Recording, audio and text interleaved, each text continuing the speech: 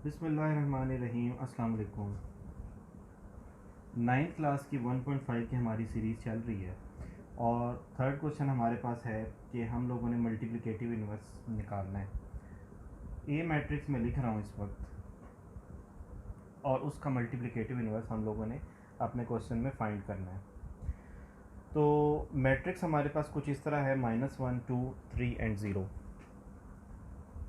अब देखें multiplicative inverse, हाँ आप लोगों ने अभी तक तो ये चीज़ें तो पढ़ी हैं कि एडिटिव इन्वर्स क्या है और how to find additive inverse, लेकिन मल्टीप्लिकेटिव इन्वर्स जो है मैट्रिक्स का वो एक अलग कॉन्सेप्ट है। उसके लिए एक अलग से फार्मूला इंट्रोड्यूस्ड है। देखें उसका फार्मूला कुछ इस तरह है। ए का multiplicate A inverse is equals to adjoint of A divided by determinant of A. ये एक उसका फार्मूला है। अब फार्मूला जो है वो आप लोगों ने हमेशा कभी भी मैथ के क्वेश्चन कर रहे होंगे तो आज तक आप लोगों ने किए ही होंगे, तो आप लोग देखते होंगे कि मैथ्स में हमेशा हम लोग पहली वाली चीज़ ऊपर वाली चीज़ को फाइंड करते हैं, लेकिन इसमें ऐसा नहीं है। इसमें हम लोगों ने स्टार्ट अपना क्वेश्चन करना है डिनोमिनेटर से। डिनोमिनेटर से स्टार्ट करने का मकसद यहाँ पे ये है कि अगर तो मैट्रिक्स का जो डिटर्मिनेंट है वो ज़ीरो आ गया तो हम लोग अपने सवाल को आगे सॉल्व ही नहीं करेंगे, क्योंकि anything upon zero is infinity. ठीक है, तो इस वजह से मल्टीप्लिकेटिव इन्वर्स उसका पॉसिबल ही नहीं है, सॉल्यूशन सेट उसका पॉसिबल ही नहीं रहेगा उस केस में अगर ये ज़ीरो आ जाता है। तो इस वजह से यहाँ पे हम लोग मल्टीप्लिकेटिव इन्वर्स अपना फाइंड करेंगे सबसे किस तरीके से, डिटर्मिनेंट के थ्रू। अब डिटर्मिनेंट देखें इस मैट्रिक्स का कैसे निकालते हैं। -1 हम लोगों ने ये लास्ट क्वेश्चन में ये चीज़ ऑलरेडी की हुई है। -1 0 के साथ, -2 3 के साथ, तो हमारा आंसर आ जाएगा -6। अब ये ज़ीरो की इक्वल नहीं है तो हमारा सवाल आगे सॉल्व होगा, क्योंकि ये एक नॉन सिंगुलर मैट्रिक्स है। Then we will find adjoint of A. Adjoint of A आप लोगों को पता है कि एडजॉइंट ऑफ ए में क्या होता है कि जो प्राइमरी डायगोनल है उनकी जगह चेंज होती हैं और सेकेंडरी डायगोनल की साइंस चेंज होते हैं। यानी कि 0 इधर आ जाएगा, -1 इधर आ जाएगा और -3 इधर होगा और -2 इधर आ जाएगा। और यहाँ पे मेरा एडजॉइंट ऑफ ए भी मालूम हो चुका है। अब मैं क्या करूँगा, सिंपल अपना जो मल्टीप्लिकेटिव इन्वर्स है उस फार्मूले में ये दोनों वैल्यूज़ को पुट करूँगा और मेरा आंसर आ जाएगा। थोड़ा मैं सेपरेटली इसको ड्रॉ कर देता हूँ। 0 -2 -3 -1 अपॉन -6 और अलग अलग इनकी वैल्यूज़ को मैं राइट डाउन करूँगा। 0 by -6, -2 by -6, -3 by -6 and -1 by -6। तो जब आप इसको सॉल्व करेंगे तो आपके पास जो फाइनल रिज़ल्ट आएगा वो कुछ इस तरीके का आएगा। 0 upon -6 is 0, -2 -6 is 1 upon 3, -3 upon -1 by 2 और 1 by 6। ये आपका सॉल्यूशन सेट आ चुका है। पार्ट ए का ये सॉल्यूशन सेट आपका आ चुका है। अब हम मूव करेंगे पार्ट 2 पे।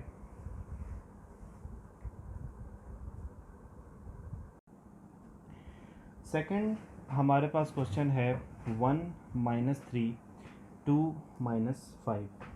तो हम लोग स्टार्ट उधर से ही करेंगे कि हम लोग अपना इस क्वेश्चन को देखेंगे कि आया डिटर्मिनेंट इसका सिंगुलर है यानी कि ज़ीरो है या नॉन सिंगुलर है यानी कि नॉन ज़ीरो टर्म है या नॉन ज़ीरो वैल्यू है।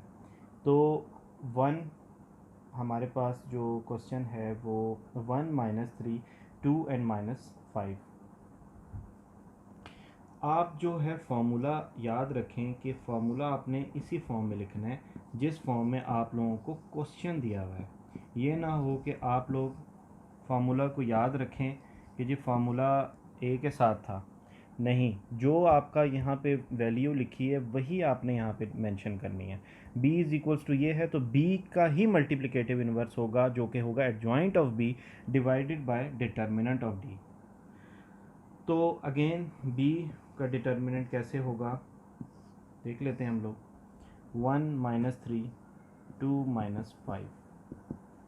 क्रॉस मल्टीप्लिकेशन होती है 1 into minus 5 minus 3 into 2, minus 5 minus minus plus 6 यानी कि 1। तो ये 1 जो है एक नॉन ज़ीरो टर्म है जो कि इसको एक नॉन सिंगुलर मैट्रिक्स बना देती है। तो आप सवाल को कंटिन्यू रखेंगे टिल इट्स मल्टीप्लिकेटिव इन्वर्स।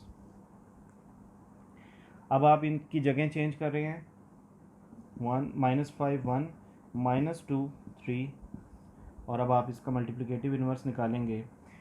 तो इसको मैं इस तरह लिख रहा हूँ कि इसका जो मल्टीप्लिकेटिव इन्वर्स है फाइनल आपके बाद जो आ रही है वो बी का मल्टीप्लिकेटिव इन्वर्स -5 3 -2 1 डिवाइडेड बाय 1। तो आंसर आपके पास 1 के साथ कोई भी चीज़ डिवाइड हो आपको पता है कि answer will remain the same. तो ये आपका बी का मल्टीप्लिकेटिव इन्वर्स आ चुका है। पार्ट नंबर 3 पे हम लोग मूव ऑन करेंगे। पार्ट नंबर 3 है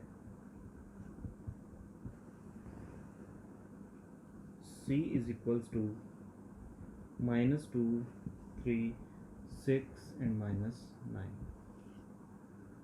तो c का मल्टीप्लिकेटिव इन्वर्स क्या होगा? Adjoint of c divided by determinant of c। Determinant of c निकालेंगे सबसे पहले, -2 3 6 एंड -9।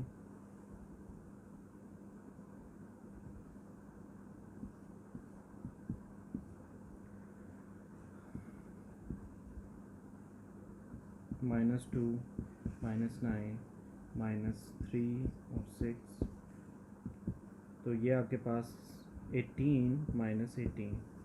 तो यहाँ पे आपका कैंसिल आउट हो जाएगा और ये एक सिंगुलर मैट्रिक्स आपके पास आ गया। और सिंगुलर मैट्रिक्स का जो मल्टीप्लिकेटिव इन्वर्स है वो एग्जिस्ट ही नहीं करता। तो आप इसको बात को इस तरह लिखेंगे कि ये सिंगुलर है और C inverse does not exist. ठीक है, इस तरीके से हमारा पार्ट 3 भी सॉल्व हो चुका है।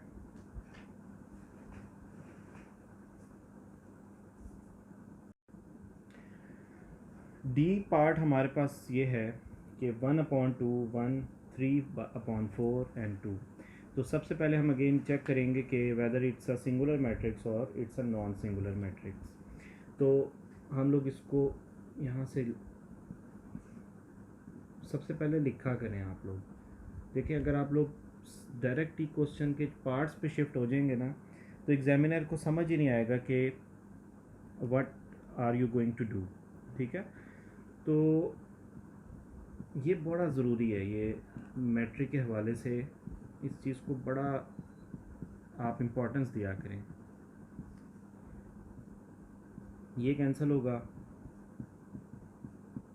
3/4, और अगेन अब देखेंगे दो यहाँ पे ये डेसिमल वैल्यू ये फ्रैक्शन। तो आपको पता है कि we will take LCM. 4 is your LCM, 4 -3।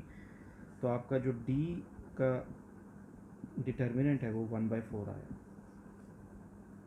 इसी तरह एडजॉइंट ऑफ डी जो है हमारा आएगा वो क्या आएगा? इनकी जगह चेंज हो रही हैं एंड इनके साइन चेंज हो रहे हैं, -3/4 और -1। ये दो आपके पास वैल्यूज़ आ चुकी हैं। तो 3/4,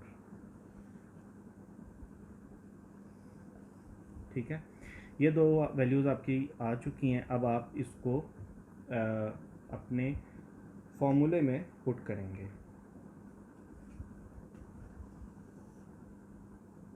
जबकि d का मल्टीप्लिकेटिव इन्वर्स था 2/-1 -3/4 1/2 ओवर 1/4।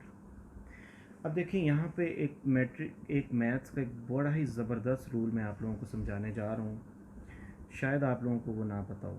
देखें 2 divided by 1/4 minus 1/4 3/4 1/4 1/2 1/4।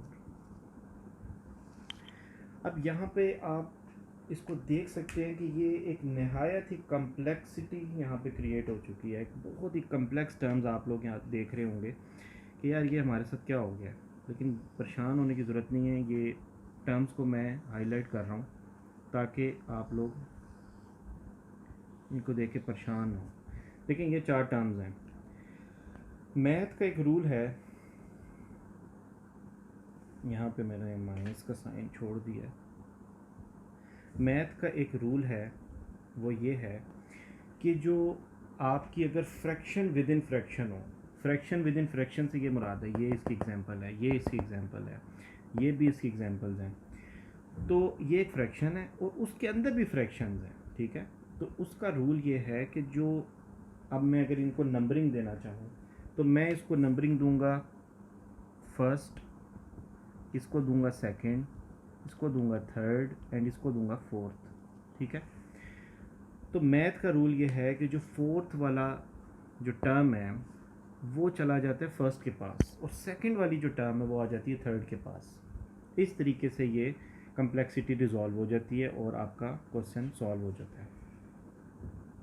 I hope जिस तरीके से मैंने ये आपको बताई है बात, जो कॉन्सेप्ट समझाने की कोशिश की है, ये आपको पहले ये बात नहीं पता होगी। अब देखें ये जो है 2 के नीचे क्या है, 2 के नीचे 1 है, क्योंकि 2 डिवाइडेड बाई 1 भी 2 ही होता है। तो मैं इसको इस तरह लेके समझूंगा कि यहाँ पे 2 नहीं लिखा हुआ, ये 2/1 लिखा हुआ है और उसके बाद एक मेन फ्रैक्शन है जो कि 1/4 है। तो मैं इसको 4 को 2 के साथ ले जाऊंगा और वो जो 1 था मेरा इमेजिनरी में, वो मेरा 1 के साथ ही मल्टीप्लाई हो जाएगा। तो मेरे पास ये चीज़ कुछ इस तरह से आएगी, 2 × 4 इज इक्वल्स टू 1 × 1। इसी तरह मेरे पास ये वाली जो टर्म्स हैं ये मेरे पास आएंगी कुछ इस तरह, -3/4 इज इक्वल्स टू 1 × 4, -1 × 4 1 × 1 एंड 1 × 4 और ये 2 नीचे आ जाएगा तो 2 × 1। ये एक मैथ का बहुत ही इम्पोर्टेंट कॉन्सेप्ट मैं आप लोगों को समझा रहा हूँ, जो कि आपके अक्सर एग्ज़ाम पार्ट में ये चीज़ आपकी शामिल है। 4 से मल्टीप्लाई ख़त्म, 2 4 से 2 आ जाएगा और बाकी सारी सेम अपनी जगह पे रहेंगी। तो आपके पास जो फाइनल रिज़ल्ट आएगा, मैं इसको थोड़ा हाईलाइट करके लिख दूँ, तो फाइनल रिज़ल्ट आपके पास जो आएगा वो ये आएगा, डी का मल्टीप्लिकेटिव इन्वर्स इज़ 8 - 4 - 3 एंड 2। तो ये आपका पार्ट नंबर 4 सॉल्व हो गया। देखें आप इसको देख सकते हैं कि सवाल कितना कम्प्लेक्स था कि उसमें फ्रैक्शंस इन्वॉल्व थी और जब हम लोगों ने वैल्यूज़ पुट की तो वो और मुश्किल हो गया, वर्स हो गया। तो लेकिन अगर आप लोगों को कॉन्सेप्ट आता हो, तरीका आता हो, तो देखें आपका सिंपल सा ये आंसर आ गया, 8 - 3 - 4 एंड 2। तो इसलिए सवाल से परेशान होने की ज़रूरत नहीं है। अगर आप लोग कॉन्सेप्ट को सही समझ लेंगे तो आपका जो सवाल है वो बहुत ही सिंपलर आएगा और बिल्कुल करेक्ट आएगा। अगली वीडियो के लिए इंतज़ार करें, उसमें हम लोगों ने क्वेश्चन नंबर 4 स्टार्ट करना है, विच इज़ मच इम्पॉर्टेंट और आपके एग्ज़ाम के पॉइंट ऑफ व्यू से आपका बहुत ही इंपॉर्टेंट क्वेश्चन होगा, क्वेश्चन नंबर 4। चैनल को सब्सक्राइब कर दें। अल्लाह हाफिज़।